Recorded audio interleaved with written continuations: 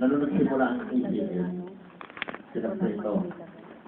At that time, isa lang po ako sa nag-pray. Hindi po ako nag-expect na ako'y maging isang pagkatiwalaan ng God. No? So sa ating pong paghakbang, alam po nila, expected po nila yun. Kaya kami nagkukuha tayo sa labas na mag-pray para titingnan natin kung pwede. Dumaan ang mga Juan, ayan, si Jose, nagkukuha na yan, si Brother Raja at the time dito, expected nila.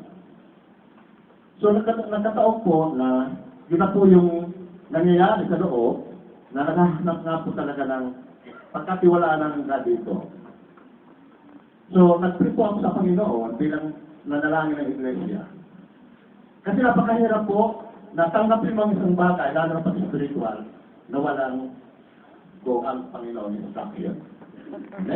Napakahalaga po yun po yung sineset ko noon, nasabi ko, Lord, medyo matagal na mga kapatid na nag-isip na, so give me a sign. So nagkaroon pa ako ng devotion, kasi 2 to 3 po yung butas ko ng devotion. Noong nag-pray po ako, hindi ko po naramdaman ng Panginoon.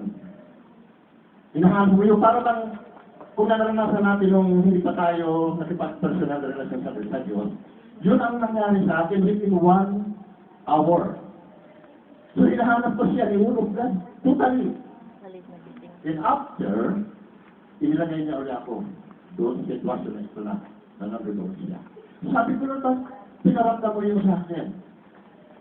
Ito yung konfirmasyon sa akin ni Lord, kasi ganyan ang mararamdaman ng mga tao na padadala ko doon sa inyo kung hindi mo aktivitin itong responsibilidad. So napakahirap po eh. So nakita ko po noon yung mga kaluluwang dadalhin ng Panginoon na pagkakatiwalaan niya.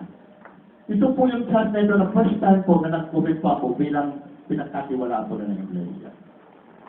Kaya po ito po yung ngayon, sinasabi kong confirmation, na kung ano man po, hindi po ako pastor na registrado, kundi Diyos po nagbigay sa akin dito, kasi hiningi ko po sa kanya yun. Ano man po ang mangyari, ipangangaral ko po ang salita ng Diyos. At haharapin ko po sila kung ano responsibilidad dahil ang Diyos po ng sasama ko, siya po nagsabi. Ito po yung sinasabi ko na siya po anak lagay sa akin dito. Amen?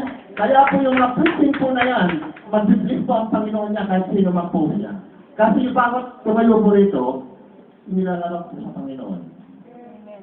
Yung po yun eh. So kung formality po sa iglesia, sa ano, yung tawag dito, lisensya, okay, magpo-provide po ang Panginoon.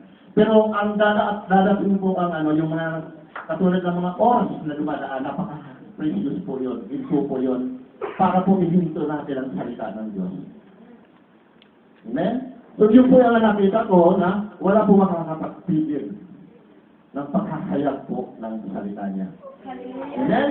Nandito po tayo lahat.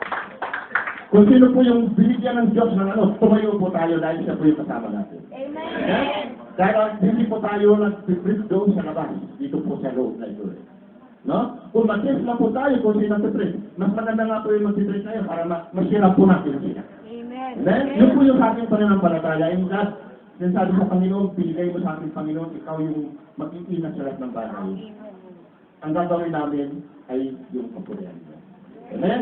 So yun po yung sa ating declaration sa Panginoon, whatsoever man, ano man ang mangyari, at kayo din po naman eh, pag tinatanong kayo sa labas, pinagtuturo niya, ako po yung haharap, alam po yung rest na yun, at yung kasama ko po ang Diyos. Amen? Yun po yun, thank you. Kasama po natin ang Panginoon. Thank you.